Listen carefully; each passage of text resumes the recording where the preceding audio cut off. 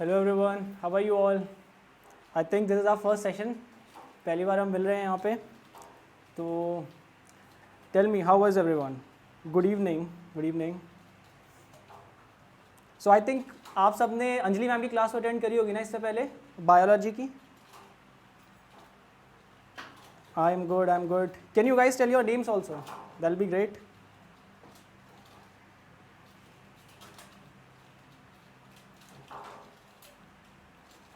महक Agarwal. Okay, महक.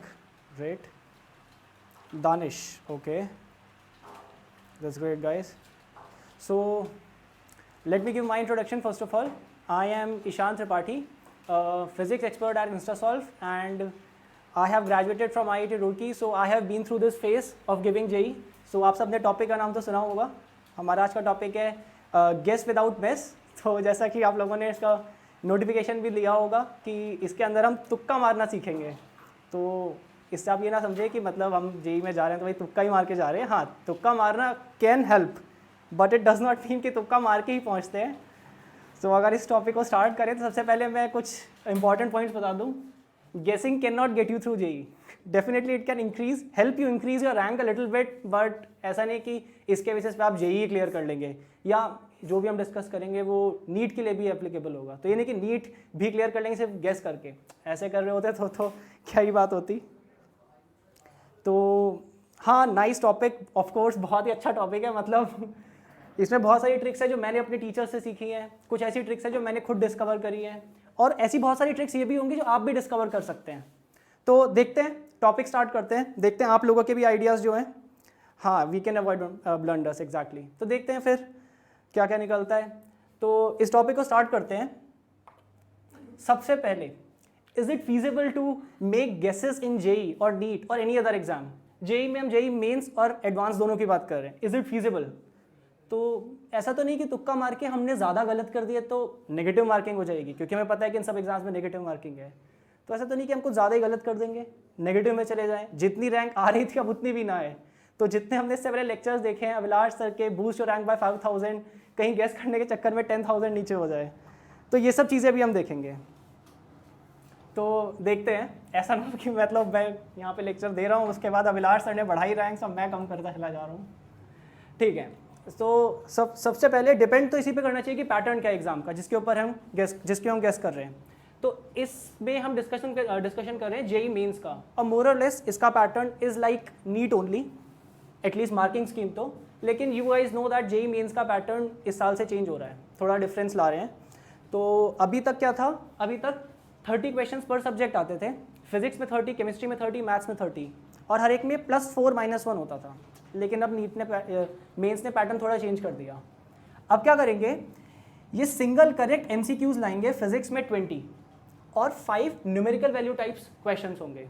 ऐसा इन्होंने अपनी वेबसाइट पे जेई मेंस ने निकाला है. ऐसे ही केमिस्ट्री में 20 single correct multiple choice questions, 1 out of 4 option should be correct, और 5 न्यूमेरिकल वैल्यू. ऐसे ही मैथ्स में. तो अब इनकी मार्किंग स्कीम क्या है वो देख लेते हैं. Single correct multiple choice questions जो हैं, 4 ऑप्शन है, चारों में से सिर्फ एक करेक्ट है. तो if you make the correct option, if you mark the correct option, you get +4 marks. If you mark the incorrect answer, then -1 mark for it. And unanswered अगर आंसर ही नहीं करेंगे तो दैट 0. सो एंड ये जो numerical value आया है, अब ये पहली बार इंट्रोड्यूस कर रहे हैं, तो अभी हमें ज़्यादा आइडिया नहीं है कि इंटीजर टाइप होगा या कैसा होगा. लेकिन जेई एडवांस में अभी तक न्यूमेरिकल वैल्यूज़ जब आए हैं, ये मेंस में तो पहली बार आया, लेकिन एडवांस में जब भी न्यूमेरिकल वैल्यूज़ आए हैं तो इसके अंदर वो 2 डेसिमल प्लेसेस तक भी आंसर्स एक्सेप्ट करते हैं. For examples, answer may not be 1, 2, 3, 4 और 99, it could be 23.75 also. 2 decimal places तक भी करेक्ट हो सकता है. तो आपको आइडिया लग ही रहा है, इस पर तो गेस करना बहुत ही मुश्किल हो जाएगा. तभी इन्होंने कहा कि आप गेस तो कर नहीं पाएंगे, तो इनकरेक्ट पे भी 0. इतना मुश्किल हो गया है गेस करना. तो ठीक है, देखते हैं, तब भी हम इसको क्रैक करने की कोशिश तो करेंगे एक बार को. So let's begin guys. सबसे पहले क्या हम इस वाले पे गेस करेंगे? आप लोग मुझे बताइए. न्यूमेरिकल वैल्यू +4 और इनकरेक्ट पे 0, आप गेस करेंगे?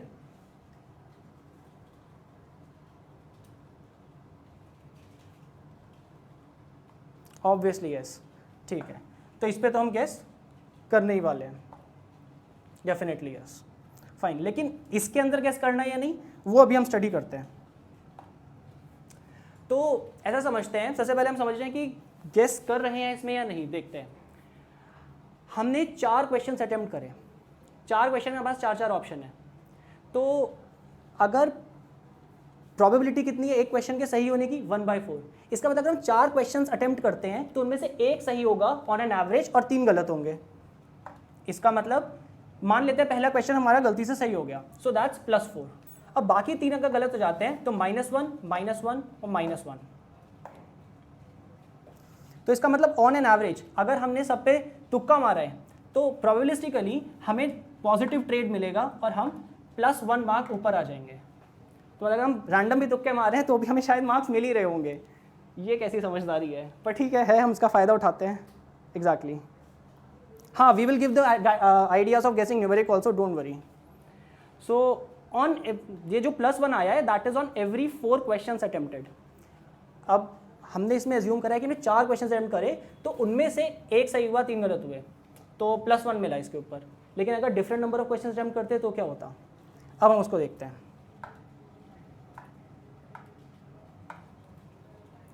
लेट्स से फर्स्ट पर्सन ने एक ही क्वेश्चन पे गेस करा, मतलब उसने बाकी सारा पेपर सॉल्व करा है, मे भी उसको बाकी भी नहीं किया उसने, लेकिन एक उसने सही कर दिया। अभी देख रहे हैं कि ऐसा नहीं कि सारे question if we get all wrong, उसको भी देखेंगे क्या होगा।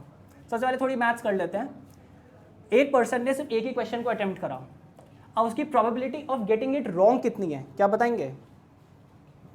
4 ऑप्शंस हैं, उसने एक ही क्वेश्चन अटेम्प्ट करा तो उसके गलत होने की प्रोबेबिलिटी इज 3/4।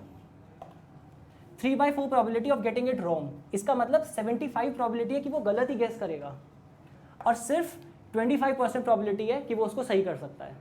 तो ये तो बहुत ही गलत चीज़ हो गई। अगर वो एक तुक्का मार रहा है तो 25% प्रोबेबिलिटी उसको +4 मिले, लेकिन 75% प्रोबेबिलिटी कि -1 मिल जाए, तो बहुत ज़्यादा रिस्क है इसमें। लेकिन उसी केस में अगर एक बंदा है जो 2 क्वेश्चंस में गेस करता है एक साथ एक ही एग्जाम में, अभी आएंगे सब क्वेश्चंस पे आएंगे, डोंट वरी गाइस, सब करेंगे, हमारे पास बहुत टाइम है।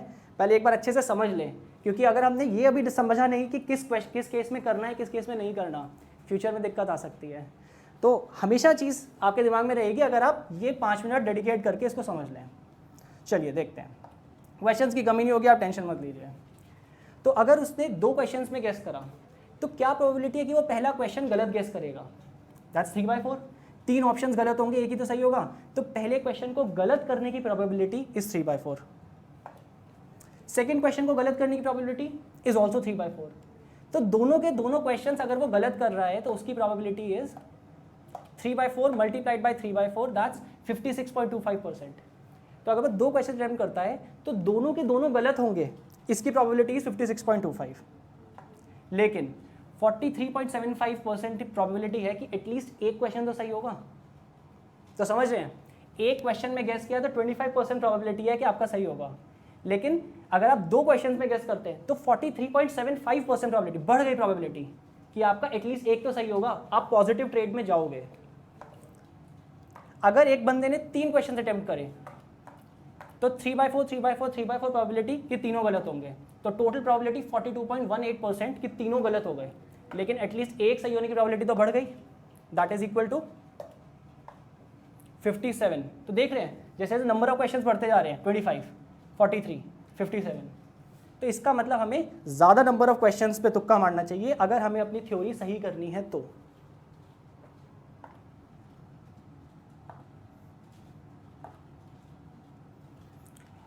ओके फिर उसके बाद अगर किसी ने 4 करे तो देखिए 3/4 और फटाफट प्रोबेबिलिटी निकल आती है 68.35, द बेस्ट अभी तक का।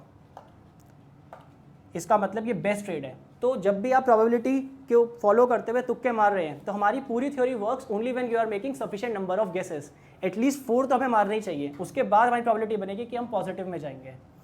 ठीक है, तो आप जिसका बहुत देर से इंतजार कर रहे हैं इस बात पे आते हैं, मेथड्स ऑफ गेसिंग, कैसे गेस किया जा सकता है। ठीक है, 3 मेथड्स ऑफ गेसिंग है हमारे पास। एलिमिनेशन बाय एनालिसिस,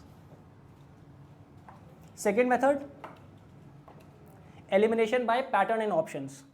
ठीक है, देखते हैं किस टाइप के पैटर्न्स हैं। और थर्ड न्यूमेरिकल वैल्यूज को कैसे गेस करना है, जो कि काफ़ी लोगों ने पूछा। So you are telling that we should guess our complete paper? No, exact, definitely not, I am not telling that. ये नहीं कह रहे कि पूरे पेपर में अगर पूरे पेपर में गेस करने लगे तो सिर्फ एक प्रॉबिलिटी होगी कि शायद वो भी सही हो जाए। बेस्ट तो ये है कि आपको 100% पता हो ऑप्शंस, और 100% कैसे बताऊंगे? पढ़ के। ये तो लास्ट रिजॉर्ट है सब कुछ, कि गेस तो आपको तब करने थे आपके पास कुछ बचा ही नहीं है ऑप्शन, उसके बाद की हम बात कर रहे हैं, ठीक है। एलिमिनेशन बाय एनालिसिस में आते हैं। एलिमिनेशन एनालिसिस में हम क्या बात करेंगे कि आपके पास अब 4 ऑप्शंस हैं, आपका एक ऑप्शन सही होने की probability is 1/4, 1 of the 4 option is correct. लेकिन अगर हम थोड़ा बहुत क्वेश्चंस को कभी कभी एनालाइज कर लेते हैं तो 4 में से एटलीस्ट 1 या 2 ऑप्शन एलिमिनेट ही हो जाते हैं। तो हमारे पास जैसे फॉर एग्जांपल ABCD है, हमें कभी कभी लॉजिकली दिख जाएगा C और D तो हो ही नहीं सकते, तो उस केस में हम सीधा C और D को एलिमिनेट करके A और B में से गेस करेंगे, तो 50% प्रॉबिलिटी हो जाएगी हमारे सही होने की, हमारी प्रॉबिलिटी बढ़ जाएगी। और ऑफ कोर्स क्योंकि एनालिसिस करना है तो लॉजिकली थोड़ा सोचना है, तो मेरे ख्याल से बेस्ट तो फिजिक्स में ही हो सकता है, आराम से इसमें देख सकते हैं। तो शुरू करते हैं तो क्वेश्चंस पे आते हैं। फर्स्ट एग्जांपल, ये वाला क्वेश्चन। अब ये फिजिक्स का क्वेश्चन है 2019 के जेई मेंस का ही, इसी साल के जेई मेंस का है। तो इसको ऑफ कोर्स फिजिक्स का क्वेश्चन है, सेंटर ऑफ मास का क्वेश्चन है, लेकिन हमें पूरा सॉल्व नहीं करना, हमें थोड़ा बहुत फिजिक्स लगा के एनालाइज कर रहा है और फिर बताना है कि इनमें से कौन सा ऑप्शन सही हो सकता है। बस एनालिसिस करना है, इसका ध्यान रखें। ऑफ कोर्स हमें मेन तो जब भी क्वेश्चन देखना चाहिए में हमें सॉल्व ही करना है, लेकिन अगर हमें सॉल्व करना नहीं आता या फिर लेट्स से हमारे पास लास्ट के 5 मिनट बचे हैं पूरे पेपर के और 10-15 क्वेश्चन बचे हुए हैं, तो उस वक्त हमें बस फटाफट खत्म करने हैं जितने हैं। तो उस केस में जेई मेंस में क्योंकि +4 -1 ट्रेड है, तो हम इन चारों में से एक गेस करेंगे, लेकिन थोड़ा बहुत दिमाग लगाएंगे। सबसे पहले हम एनालिसिस करेंगे इनमें से कौन सा ऑप्शन हो सकता है, थोड़ा सा प्रॉब्लम को सोचो और बताओ। तो एक गेस है सी ऑप्शन, ओके। क्या सी ऑप्शन का रीजन बता सकते हैं आप, क्यों हमने सी ऑप्शन गेस करा?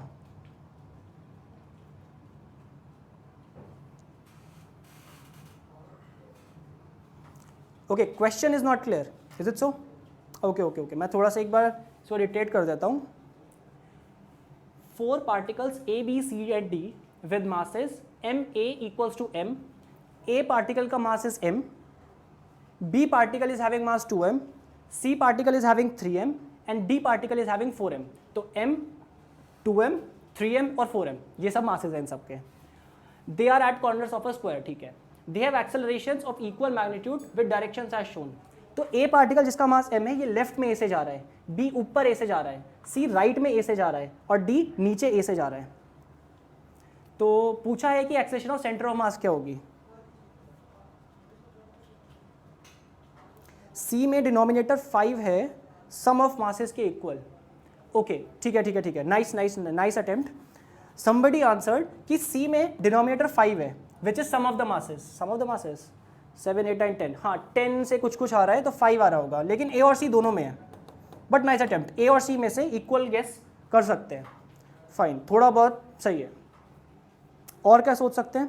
B ऑप्शन क्यों कह रहे हैं? अगर थोड़ा ब्लर दिखाई दे रहा है तो मैं एक बार ऑप्शन भी डिटेक्ट कर देता हूँ। The first option is A/5 I cap minus J cap.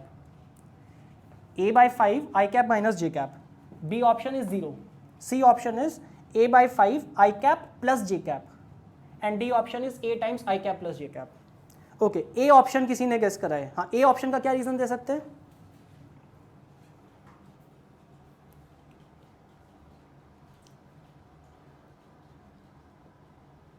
Reason बताइए। 0 क्यों? B नहीं,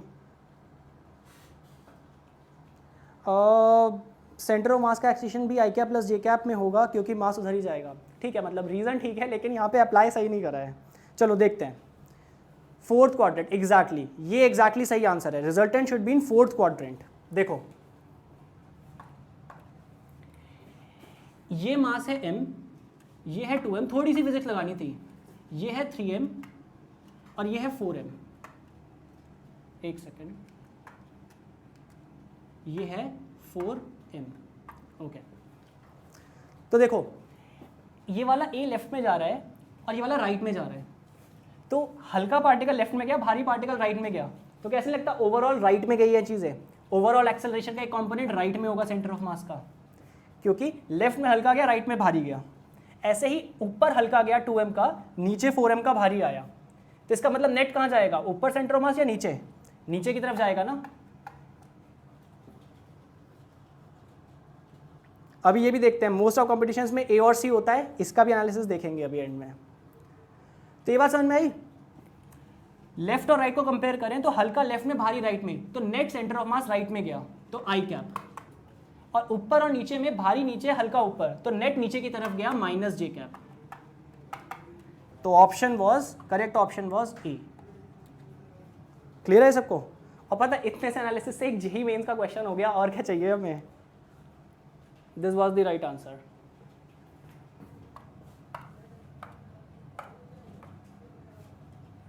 देखो करेक्ट आंसर इसमें ये था। चलो नेक्स्ट क्वेश्चन करते हैं, अफायर कॉम्पिटिशन। ओके अभी देखते हैं इन सब ऑप्शंस को, ठीक है। सेकंड क्वेश्चन, इसको करने की कोशिश करते हैं, ये भी फिजिक्स का क्वेश्चन है, गेस करो, थोड़ा सा एनालिसिस और इसका आंसर आ जाएगा बहुत सिंपली।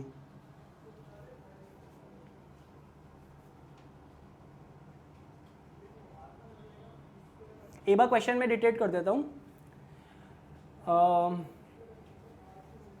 यहाँ पे क्या किया, एक रेक्टेंगुलर शीट ली जिसकी length is A, breadth is B, और उसमें से ये वाला जो पार्ट है राइट, अपर राइट पार्ट, इसको हमने एलिमिनेट कर दिया, यहाँ पे कैविटी बना दी। तो बचे हुए पोर्शन का सेंटर ऑफ मास के कोऑर्डिनेट्स क्या हैं, तो ज़्यादातर लोगों ने बताया है सी, कुछ लोगों ने ए।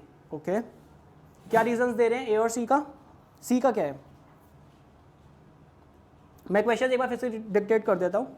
यहाँ पर ओरिजिन है, एक रेक्टेंगुलर शीट थी, यहाँ से ये वाला पार्ट ए लेंथ थी, बी ब्रेड थी, ये वाला पार्ट एलिमिनेट कर दिया, अपर राइट हाफ, ओ जी बी एच एलिमिनेट कर दिया, रिमूव कर दिया। तो बचे हुए पार्ट का सेंटर ऑफ मास क्या है।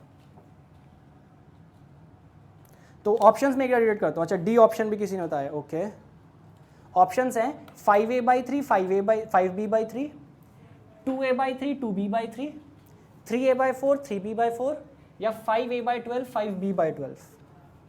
डी ऑप्शन क्यों हो सकता है।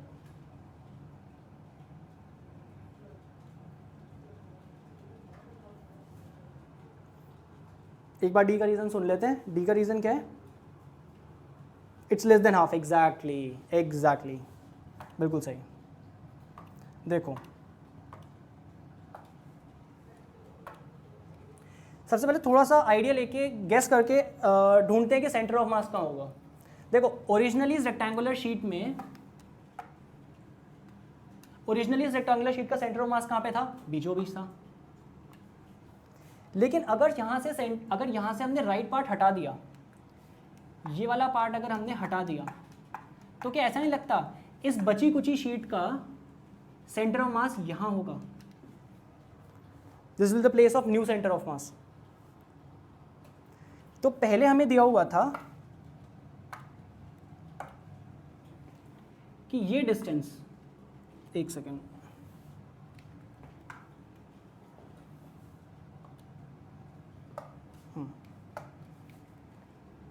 पहले वो दिया हुआ था कि ये वाला डिस्टेंस इज a/2 और ये वाला डिस्टेंस इज b/2। डेफिनेटली इसका x कोऑर्डिनेट तो a/2 से छोटा ही होगा। ये कितना राइट में है, that will be lesser than a/2। ये 5a/3 भी ग्रेटर देन a/2 है, 2a/3 भी ग्रेटर देन a/2 है, 3a/4 भी ग्रेटर देन a/2 है। सिर्फ डी ऑप्शन है 5a/12 which is lesser than a/2, b/2। मैं तो जेईई में इस क्वेश्चन को सॉल्व भी नहीं करता। अगर मुझे सॉल्व करना आता भी, ऑफकोर्स मुझे आता भी, तो मैं इसका सॉल्व भी नहीं करता। मैं डायरेक्टली ऑप्शंस देखता और इसको मैं डी मार्क कर देता। सी कैसे, नहीं सी ऑप्शन सही नहीं है, क्योंकि 3a/4 है। इसको किससे छोटा आना है, इसको a से छोटा नहीं होना, इसको a/2 से छोटा होना है। Got it. 3a/4, this x coordinate has not to be smaller than a, it has to be smaller than a/2। तो ये a/2 से तो बड़ा है। मतलब एक और जेईई का क्वेश्चन इसी साल के जेई मेंस का हमने ऐसे ही सॉल्व कर दिया। सबको बढ़िया लगा? अभी और भी बहुत सारे क्वेश्चंस आएंगे ऐसे, अभी देखना तुम जेई कितना भरा होता है इन सबसे। ये 2019 के जेई मेंस का ही क्वेश्चन है ये। समझ नहीं आया?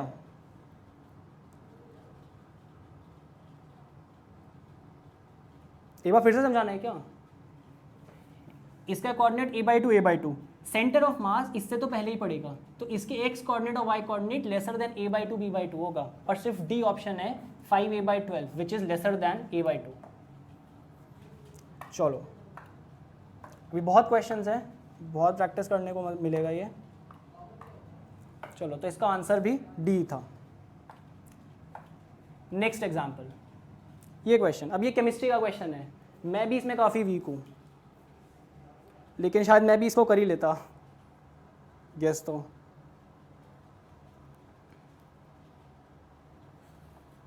Exactly I did try same ideas in my time also for clearing JEE. अभी देखेंगे जेई मेंस में तो लगा, देखते हैं एडवांस में ये सब लगता है या नहीं।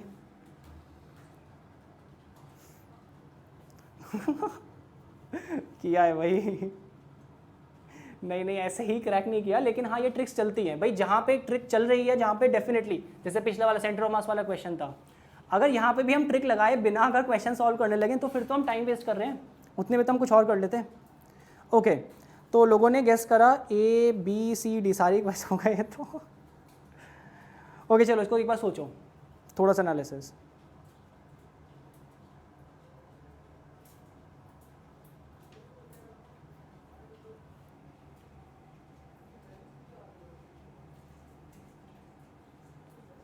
थोड़े रीजंस भी भाई, रीजंस के साथ बात करेंगे, वरना तो फिर पॉइंट ही क्या है। हाँ बिल्कुल, नीट में भी लगता है ये, नीट एग्जाम में भी लगता है, जो जेई मेंस में है same marking scheme JEE sorry NEET के अंदर भी है, अब क्वेश्चन भी सेम ही स्टूपिडिटी के साथ बनता है, तो हो जाएगा थोड़ा बहुत तो।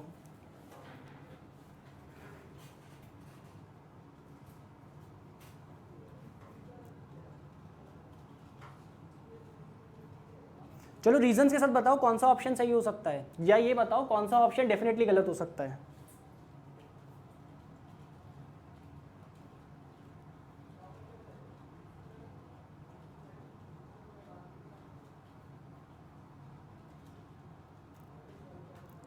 ए गलत हो सकता है, डी गलत हो सकता है। चलो देखते हैं मुझे इस क्वेश्चन में क्या दिखाई देता। देखो मुझे भी इतनी नहीं पता केमिस्ट्री, मुझे नहीं पता, ठीक है, थर्मोडायनेमिक्स से थोड़ा बहुत रिलेटेड है फिजिक्स में, लेकिन मैं कैसे सोचता हूँ, अगर मुझे क्वेश्चन नहीं आता तो ऑफ कोर्स सबसे पहले तो मैं इस क्वेश्चन को सॉल्व करने की कोशिश करता, ये बात एकदम माइंड में क्लियर है, सबसे पहले तो उसको सॉल्व करने का ट्राई करना है। लेकिन अगर नहीं होता, और या फिर हमारे पास लास्ट का हमारे पास 15 सेकेंड्स है इसको अटेम्प्ट करने के लिए, टाइम ही बहुत कम बचा है, तो फिर हम क्या सोचते हैं, हम सोचते हैं क्या क्या पूछा गया है, डेल्टा यू और डेल्टा पीवी। पीवी तो एनआरटी होता है आइडल गैस के लिए, और डेल्टा यू कितना होता है, N R delta T, sorry N C V delta T.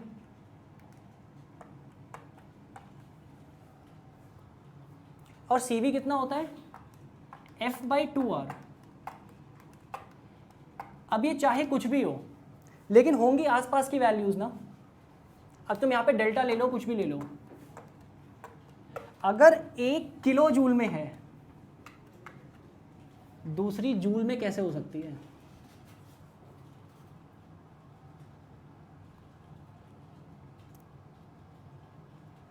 हाँ एग्जैक्टली, ये मैं सारे जेई मेंस 2019 के ही क्वेश्चंस कर रहा हूँ, तो मैं डी ऑप्शन एलिमिनेट कर देता, और फिर मैं 1/3 करेक्ट होने की प्रोबेबिलिटी के साथ इन तीनों में से किसी में करता, इन तीनों में से कोई एक गेस करता, या ये या ये या ये, with probability being 1/3 of being correct, which is at least higher than 1/4 ना। तो अगर ब्लाइंड ही तुक्का मारना है तो मैं डी को छोड़ के बाकी 3 में से किसी में भी गेस कर लेता। सबको क्लियर है? F is degrees of freedom, मतलब जिसको थर्मो का थोड़ा बहुत बैकग्राउंड है, जिसको थोड़ा बहुत आइडिया है, वो इसको आराम से कर सकता है। सर इस ए आंसर देखते हैं, अभी तो मैं कैलकुलेट भी नहीं कर रहा हूँ, देखते हैं सही आंसर क्या है। सबको समझ में आया ना हम क्या कर रहे हैं? ठीक है, तो सही ऑप्शन बी है एक्चुअली। ओह गलत जवाब, लेकिन अगर हम ए बी सी में से तुक्का मारते हैं तो 1/3 प्रोबेबिलिटी सही होने की तो थी। F is degrees of freedom, F is degrees of freedom, thermo में पढ़ते हैं हम। हाँ बिल्कुल, डिग्रीज ऑफ फ्रीडम तो थर्मो का एकदम बैकबोन है, ये तो होता ही है इसमें, इसके बिना तो मेंस एडवांस किसी में नहीं बैठ सकते। ठीक है, चलो करेंगे सारे चीज़ें डिस्कस करेंगे मे बी किसी और लेक्चर में। अभी तो ये गैस का लेक्चर बना हुआ है, इसमें तो गैसेस सीखेंगे, उसके बाद मे बी थर्मो का भी हम कोई लेक्चर बनाएंगे, उसके अंदर डिस्कशन करेंगे। अभी तो हम गैस करना सीख लेते हैं, अभी तो हमें कुछ नहीं पता, नहीं आती science.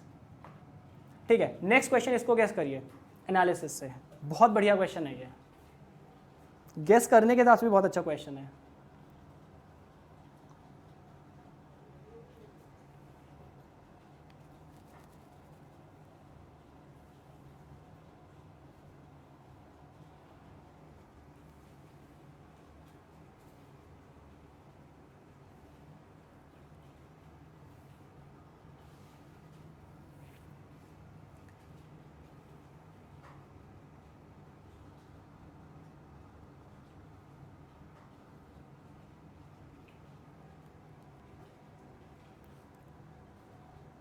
D A bye legal method.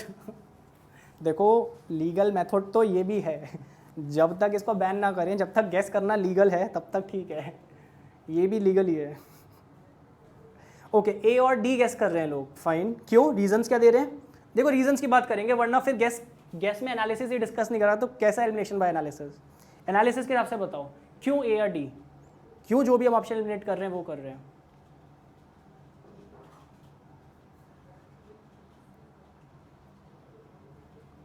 Okay,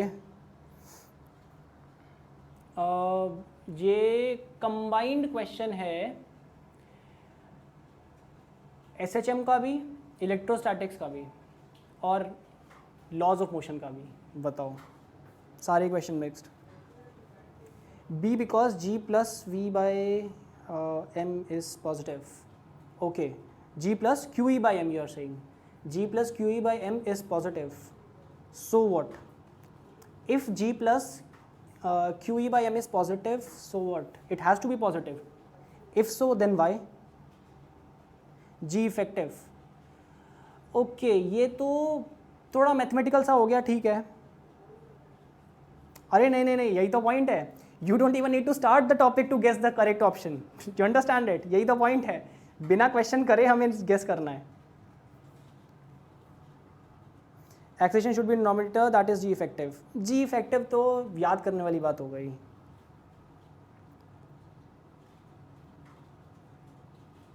चलो देखते हैं मैं इस क्वेश्चन को कैसे सोचता हूँ, बिल्कुल नई अप्रोच है, बहुत मजा आएगा इसको सुन के। चलो स्टार्ट करते हैं। डिनोमिनेटर में क्या है?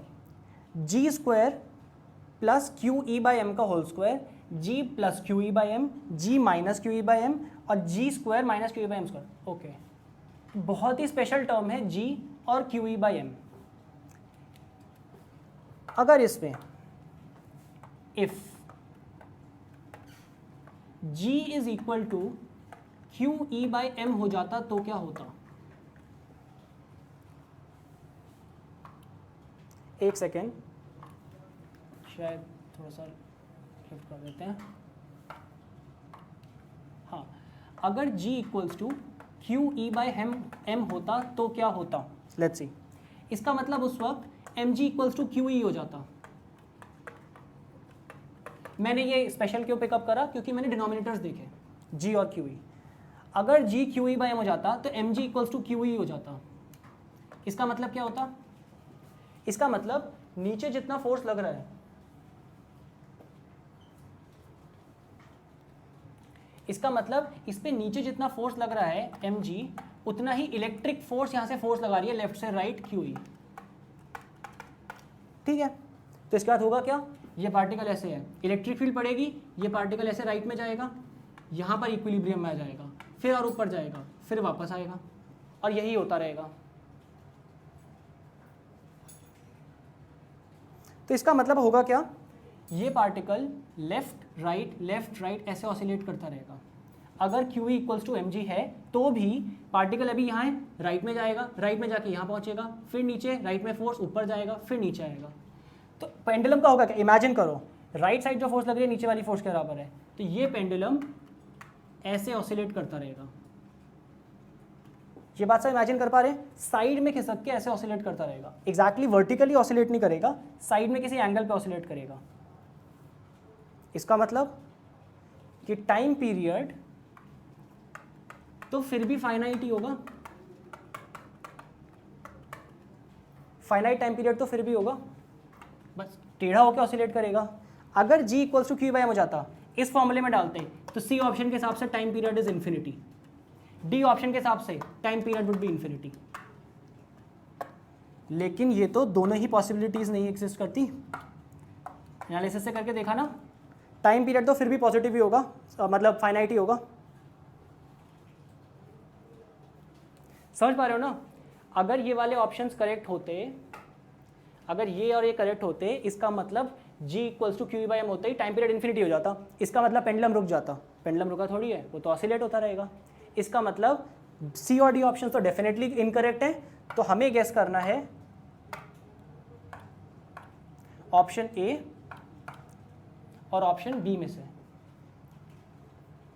सबको क्लियर है?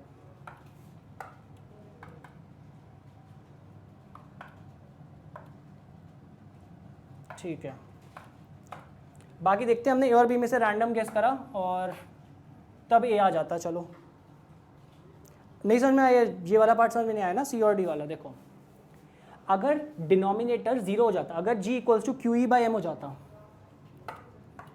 अगर G equals to Q E by M होता तो ये डिनोमिनेटर जीरो बन जाता, यहाँ पे भी डिनोमिनेटर जीरो बन जाता। इसका मतलब time period something upon zero that is infinity हो जाता। अगर m g equals to Q E हो जाए तो भी क्या ये पेंडुलम रुक जाएगा? टी इक्वल्स टू इन्फिनिटी का क्या मतलब है कि वो कभी भी मूव ही नहीं कर रहा, इन्फिनाइट टाइम लगेगा उसे इधर से उधर जाने में। इसका मतलब वो रेस्ट पे आ गया। रेस्ट पे क्यों आएगा? एम जी फोर्स नीचे लग रहा है, क्यू ई इस पे राइट में लग रहा है, ऑसिलेट तो करेगा ये अभी राइट की तरफ, तो पेंडुलम तो अभी भी काम करेगा। तो इसका मतलब सी और डी तो हो नहीं सकता, टाइम पीरियड इन्फिनाइट तो नहीं हो सकते। तो ए और बी में से एक सही ऑप्शन है। क्लियर है?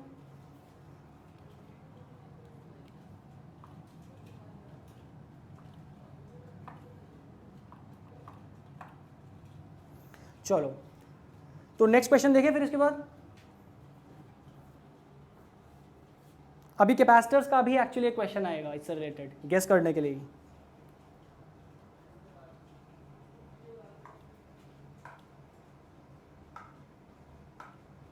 ओके, ये क्वेश्चन देखो कैपेसिटर्स का।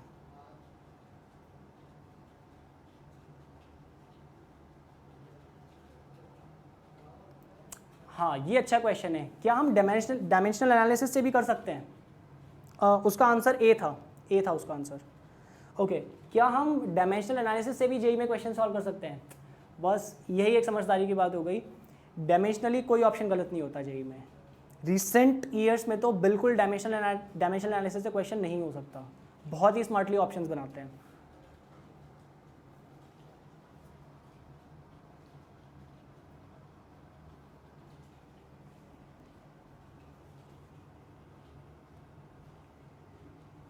चलो, थोड़ा सा एनालिसिस करके मैं क्वेश्चन एक बार थोड़ा डिक्टेट कर देता हूँ। इतना तो कौन पढ़ेगा, इतना टाइम तो नहीं होगा। ठीक है, हमने क्या किया, दो कैपेसिटर्स लिए, एक प्लेट यहाँ पे, एक प्लेट यहाँ पे। इनके बीच में, इन दोनों प्लेट्स के बीच में 3 डाइलेक्ट्रिक लगा दिए, एक बार ऐसे ऐसे ऐसे और एक बार दोनों प्लेट्स के बीच में ऐसे ऐसे ऐसे। ठीक है, तो यहाँ पे काइंड ऑफ पैरेलल में डाइलेक्ट्रिक्स लगा दिए, यहाँ पे सीरीज में डाइलेक्ट्रिक लगा दिए। अब फिर क्या कहा है क्वेश्चन में कि पहले इस कैपेसिटर को चार्ज किया गया है किसी वोल्टेज को लगा के, पहले कोई बैटरी लगा के इस कैपेसिटर को चार्ज किया गया जिसके अंदर K1, K2, K3 लगे हुए हैं। फिर उसके बाद सेम बैटरी से इस कैपेसिटर को चार्ज किया गया जिसमें 3 सीरीज में लगे हुए डायरेक्ट्रिक्स। तो अब इसके अंदर भी कुछ एनर्जी स्टोर्ड होगी, इसके अंदर भी कुछ एनर्जी स्टोर्ड होगी। उन एनर्जीज का रेशो क्या होगा? E1/E2। बी कैसे कर सकते हैं? Okay, I explain it in English also, no issues. Hey, in this question we have two capacitors. On the left we have one capacitor in which there are three dielectrics connected in parallel. K1, K2, K3 are their respective dielectric constants. And then we take another capacitor in which we have three dielectrics connected in series this time, same K1, K2, K3. Now what we do, we take an external battery, connect it over this capacitor, charge it. Then we take the same battery, charge the other capacitor also. Now what we have to find in the question, the ratios of energy stored inside capacitors. E1 by A2, energy stored in this capacitor on using some battery, and to the value of energy stored in this capacitor on using same battery. Speechless? Array, don't do this guys. This is bit tricky but very interesting. Like I would have also done this through this method only in my JEE Mains. Who's going to solve all of this? ये तो बिल्कुल भी नहीं करता मैं. एक बार सोचो थोड़ा सा.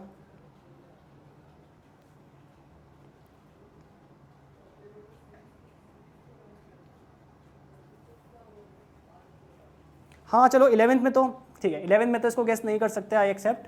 12th वालों को ही करना पड़ेगा. तो थोड़ा सा सोचो, आ जाएगा answer. Series becomes parallel capacitor in my CM9 should be numerator. Okay, नहीं पर यहाँ पे रेशोज निकाली है ना, रेशो से काफ़ी गड़बड़ नहीं हो सकती, कुछ भी बन जाए गलती से. उतना श्योरिटी से मैं कह नहीं सकता कि 9 न्यूमरेटर होगा डिनोमिनेटर होगा. हाँ, so fine. I'll explain this in English also. Don't worry, guys. I'll explain it. Mine was around 5,500. So I graduated from IIT Roorkee.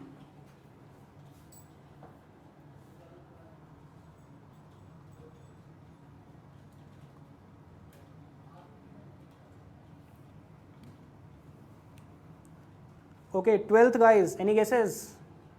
Or should I begin with the solution?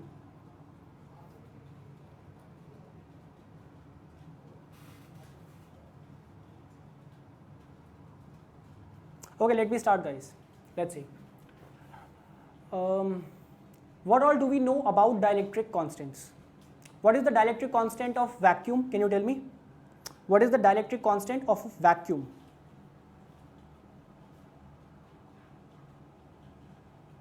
Alright guys, I'll be taking all the questions. It's for everyone now. So there will be 11 topics also, 12 topics also, no issues. At least you can remember the tricks. K equals to 1, yes. For vacuum, dielectric constant is 1. So for vacuum, dielectric constant, okay, just a second guys, sorry. Yeah.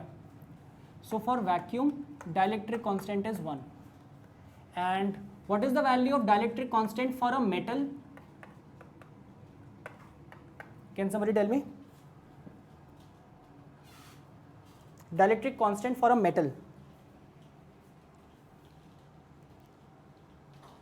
Not 0. Like a perfect metal, perfect conductor. I should say perfect conductor. By metal I mean a perfect conductor. It's infinity, correct. Infinity is the dielectric constant of the perfect metal, perfect conductor.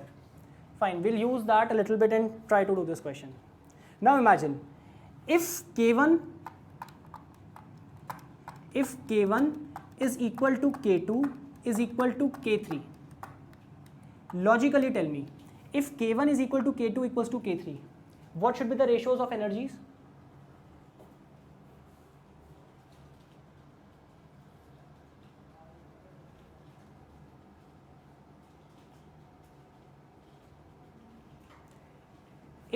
If all the three dielectrics are identical, K1 equals to K2 equals to K3, K1 equals to K2 equals to K3, what should be the ratio of energies?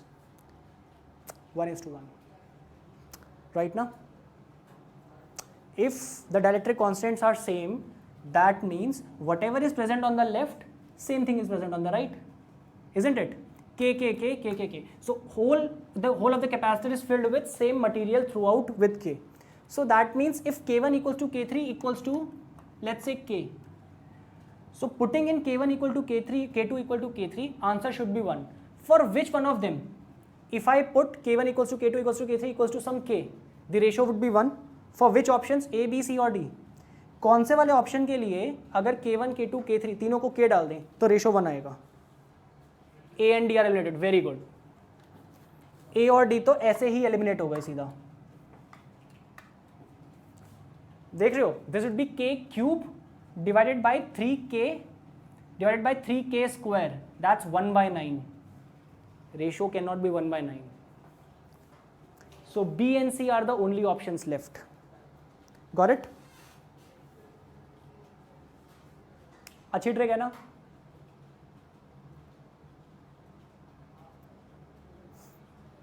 चलो ठीक है, ठीक है। यहाँ पे कुछ लोग सोचेंगे कि ठीक है बी और सी में से गेस कर लेते हैं, 50% प्रोबेबिलिटी है, सही तो हो ही जाएगा शायद। लेकिन ये क्वेश्चन एक और ट्रिक लगा के पूरा का पूरा भी सॉल्व हो सकता है। You can solve the whole question by just using another trick. Just think about another trick using this fact, think about it and tell me. Using this fact कि dielectric constant of a perfect conductor of metal is infinity, B और C में से कौन सा correct है?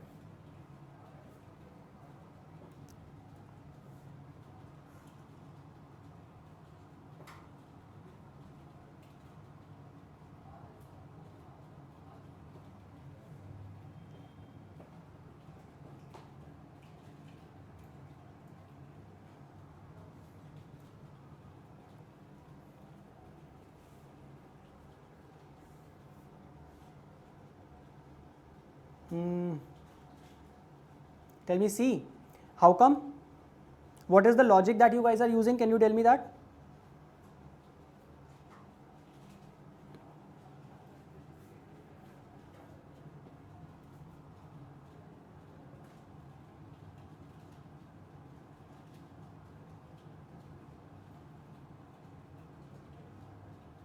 Guys, you want more time to think or should I begin with the solution? Tell me. You want more time or should I begin? Okay. Infinity is in the numerator. नहीं, infinity तो denominator में भी आ ही जाता। चलो let me begin. Yes, okay. Let's begin with that. So पहले तो मैं इसको रिमूव कर देता हूँ, ठीक है। सोचते हैं कि बी और सी में से कौन सा ऑप्शन सही है। Let's do one thing, let's take k1 equal to infinity, let's assume that k1 equals to infinity. अगर k1 इन्फिनिटी होता तो क्या होता? बेसिकली ये मेटल का बना हुआ है, k1 मेटल हो जाता, यहाँ पे k1 मेटल हो जाता, तो ये जो पहला कैपेसिटर है इसका क्या बन जाता? इसका सेटअप हो जाता, ये वायर जा रहा है, ये K2, ये K3, K2, K3 और यहां पर एक conducting wire.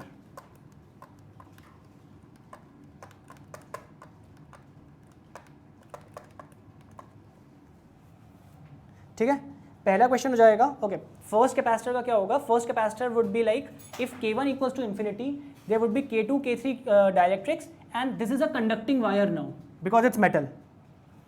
And what will become of the second capacitor? It would become like conductor extends to this point because K1 is conductor now, K1 is infinity. So it would become a capacitor like this, K2 here and K3 here. Is that right? The first one would become a capacitor like this with K2, K3. Okay, let me draw this here only, that will be better for you. This would become this particular thing, K2 and K3, 2 and 3. So don't you think, guys, just a second, so don't you think this has actually become a shorted capacitor? The same metal extends on the left side also, on the right side also. It's shorted. Same wire goes from the top and goes to the other side. This is a shorted wire. And on the second one, this is just another capacitor with having some other equivalent dielectric constant between them. So I think since this is shorted, E1 would become 0. And the second one, in the second one, E2 would again be finite. So can I say if K1 equals to infinity, E1 upon E2 should come out to be how much? 0. So you just have to check the values of in the first option and the second option. If we put k1 equals to infinity, let's say in B option first and then in C option, check which one would become 0. One of them would be 0, one of them would be infinity. Check which one is 0. That is the correct option. Can you check it?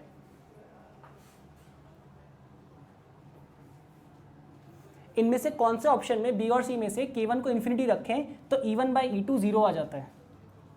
सी तो okay सी, और कौन बाकी लोग क्या कह रहे हैं? B both, नहीं बोथ नहीं आएगा, थोड़ी सी मैथ्स देखनी पड़ेगी, लिमिट्स वाला चैप्टर सही होना चाहिए इसके लिए। इस वाले को पिकअप करते हैं, पहले बी पिकअप करेंगे naturally. Divide numerator and denominator by k1, numerator would become 9k2 k3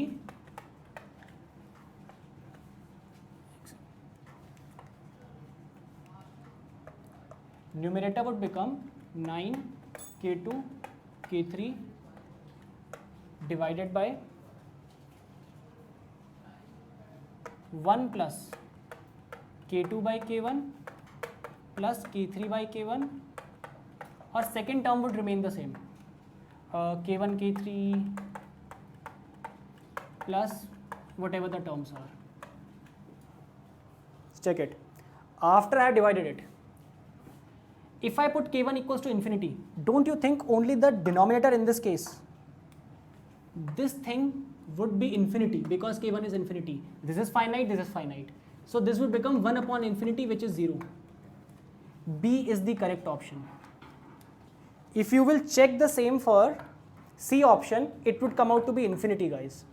The reciprocal of it. That is not the right answer. Got it?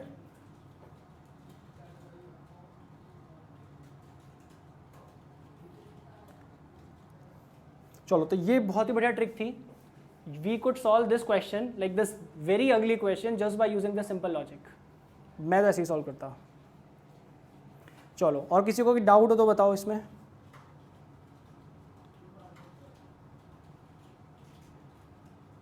ऊपर वाला नहीं दिख रहा? अच्छा ठीक है, let's see, just a second, let me right it again over here.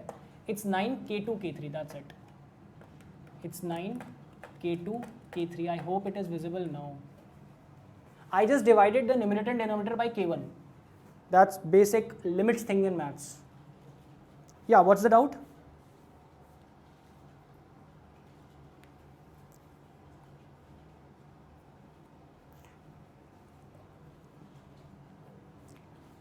What about C? What about C? Like, why C cannot be the correct option? How is C becoming infinity? That's the question.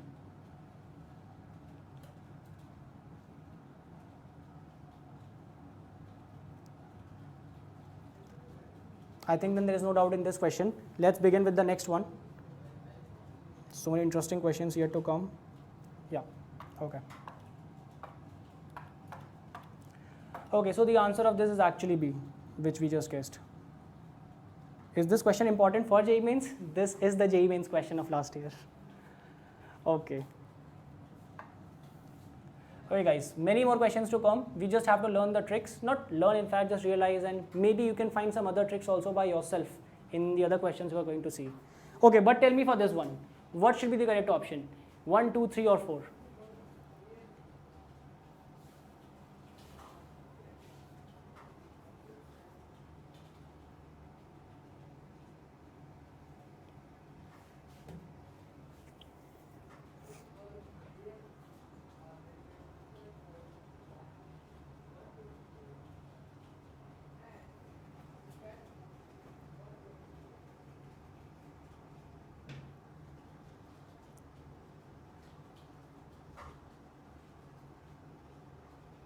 D. So are you guessing D is the correct option?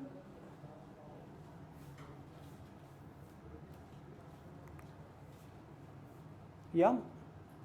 Guys, we'll be making some other videos also, and I think we have discussed some of the pattern of JEE and all, and we'll be coming with some other videos also, focusing on the JEE pattern and all. So don't worry about it, different exams we'll be discussing. For now, let's stick to this, okay, this guessing work. So some people are saying 2. Why do you opt 2? What's the reason for it? Guys, you don't have to solve it, let me remind you that. Without solving, you have to tell which one of them is correct. 2 or 4. Okay. So you are saying you would like to go with 3g by 2l. Guys, some analysis. Try to feel the question. B. Why only B? What's the reason? Tell me the reason. Otherwise, there's no point. Tell me your analysis.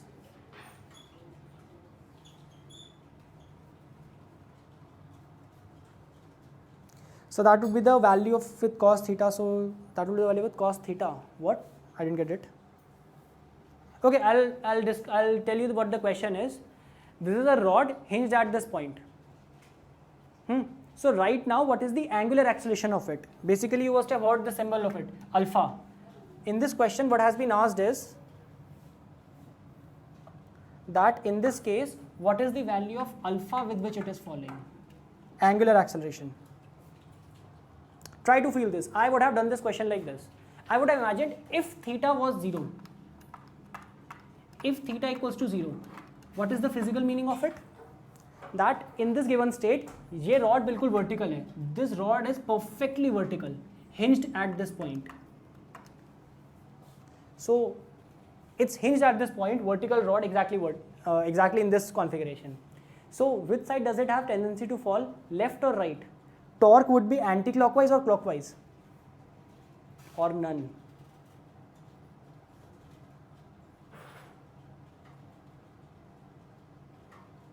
No. If it is perfectly vertical, it will neither fall left nor fall right. There would be no torque, there would be no acceleration. If it's perfectly vertical, it would fall nowhere. That means if theta equals to 0, alpha should also be 0. Got it? अगर ये rod exactly सीधी है, ना ये left में गिरेगी ना right में गिरेगी, लेकिन अगर हल्का सा एक बार थीटा होता फिर गिरनी स्टार्ट हो जाएगी clockwise.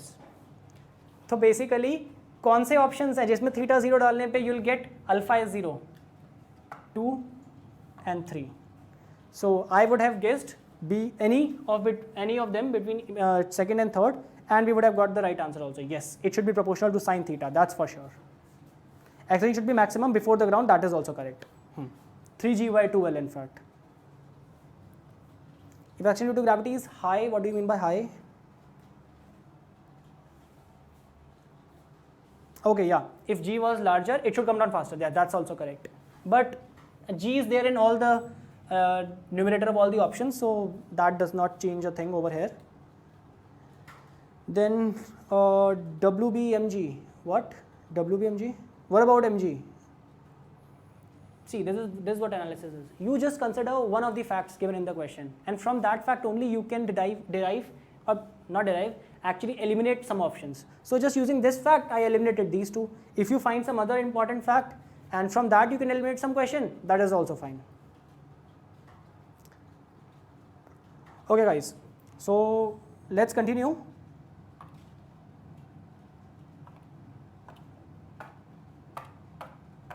Yeah, the correct option of this is of course B.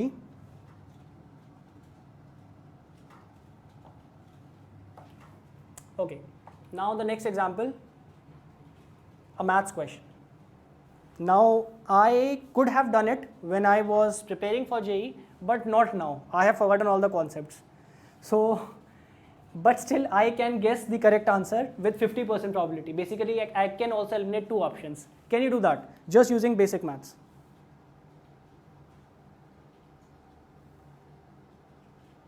एक क्वेश्चन तो अभी भी, दो ऑप्शन तो इसमें से अभी भी एलिमिनेट हो जाएंगे. कौन से हो सकते हैं?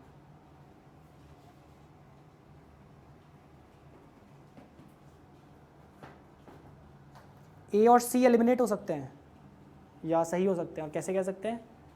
Basically you are preferring 16 on the right. You are preferring 16 on the right. Why is it so? Why not 18? This is very good question guys. I want you to think about it by yourself.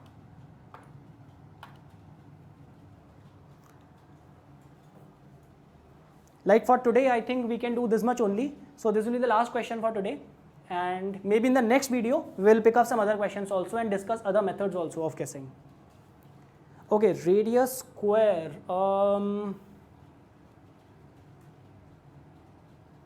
Where did the radius come from? Do we have a circle over here?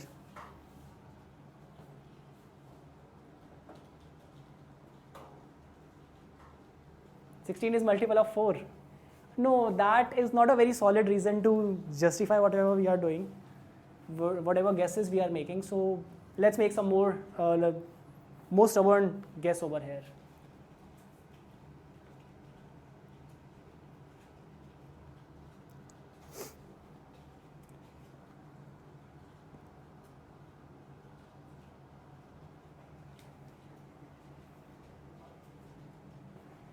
Let me dictate the question for you guys. Let 0, 0 and a 0, 1 be two fixed points. Then the locus of a point P such that perimeter of triangle AOP is 4 is this, or this. Assume a point. Okay, good. Which point should we assume?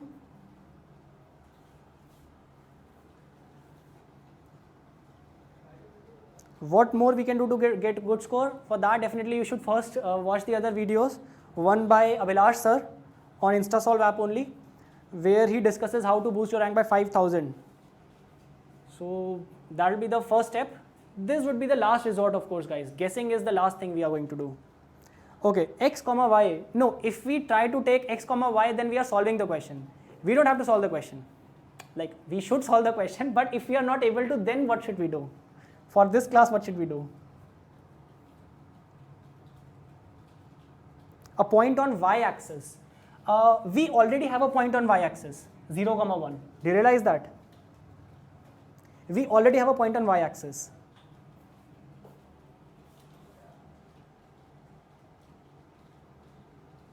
No, guys. On n-axis, x-axis, that's correct. We should take it on x-axis. Okay.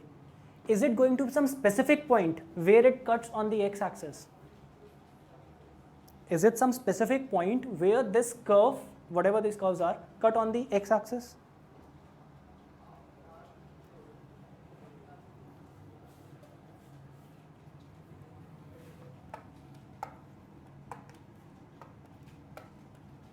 We are given 2 points. One over here, 0, 0. And another point हमें यहाँ पे दिया हुआ है 0, 1, जिसको हमने नाम दिया हुआ है ए पॉइंट. हमसे पूछा है कि आप वो वाला पॉइंट बताओ, वो वाला लोकस बताओ उस पॉइंट पी का, कि अगर एक पॉइंट पी है रैंडम कहीं पे, एक पी कहीं पे रैंडम पॉइंट है, अगर इनसे ट्राइंगल कंप्लीट करें तो इस ट्राइंगल का पेरीमीटर 4 हो.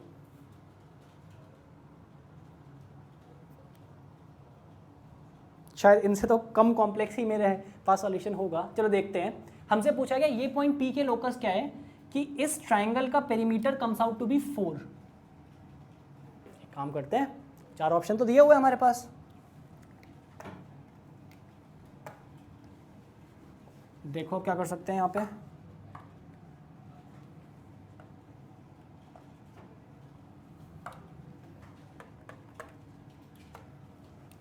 ये देखो कि ये वाले जो कर्व्स हैं ये एक्स एक्सिस पर कहाँ कट कर रहे हैं. अगर एक्स को if they are cutting the x axis, can I say y coordinate of that point is going to be 0? So put y equals to 0 in these equations. If I put y equals to 0 in A option, if I put y equal to 0, what do I get as the value of x? X is 4 by 3. You realize that? Root of 16 by 9, 4 by 3. In fact, in C option also, we get the same thing. X equals to 4 by 3. Okay. Then in D option, B and D option, what do I get? If I pick up B option, if I put y equals to 0, I get the value of x as, how much, guys, can you tell me? 9 by 4, 3 by 2, yeah. And similarly for D also. Whatever it is, I don't know that much maths right now. I just know it's some figure. I don't know if it's ellipse or circle or whatever. Now see, that means x equals to 4 by 3, x equals to 3 by 2 are the two cases. Let me draw the other case also over here. A 0, 1 and origin 0, 0. In the first case we are saying it could be point 4 by 3 comma 0. If A and C are correct, then it should pass through this point. The locus would be passing through the cutting the axis over here. And if B and D could be the correct answer, this could be 3 by 2 comma 0. Now think about it. Out of these two triangles, which one of them have perimeter equal to 4? जल्दी से सोच के बताओ. Out of these two triangles, which one of them has perimeter equal to 4?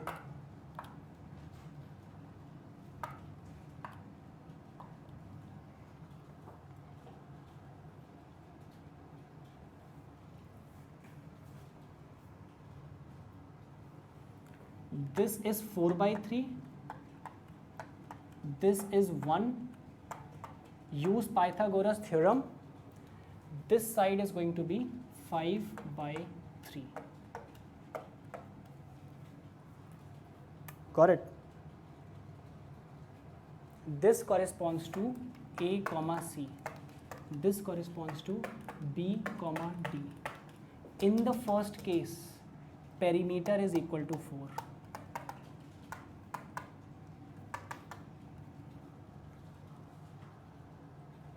That means either this or this is correct. In this case, perimeter is not equal to 4. Got it? So I would have guessed one of A or C, and some people I guess some have solved it, so they might have got A option, but I don't know how to solve it. But I can guess with 50% probability that this one is right. Got it, guys?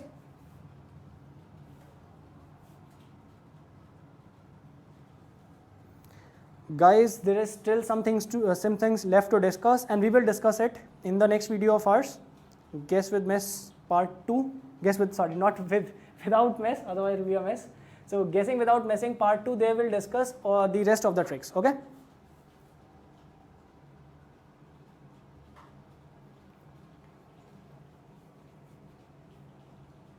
Fine. So guys, any doubts? Yeah guys, it was great to have this class. I hope you learned a lot, and in the next class also wait for learning a lot more stuff. Okay? Chalo. All the best, guys. Now you can apply these tricks when you are solving JEE papers. Okay?